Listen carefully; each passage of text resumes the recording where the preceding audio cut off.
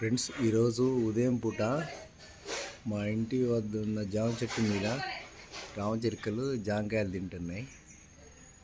ఏ విధంగా తిన్నాయి ఒకసారి చూడండి, కొమ్మ మీద. అందుకనే మనం ప్రతి ఇంట్లో పండ్ల చెట్లు కంపల్సరీ పెంచుకోవాలండి. పండ్ల చెట్లు పెంచడం వల్ల మనకి నీడతో పాటు పక్షులకు కూడా మీకు ఆహారం అందుతుంది.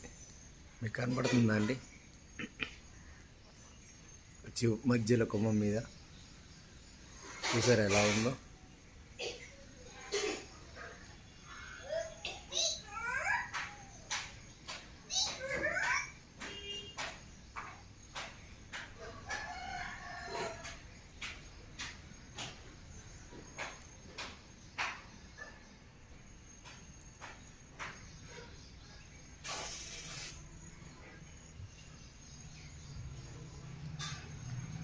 చక్కగా తింటాం జాంకాయని.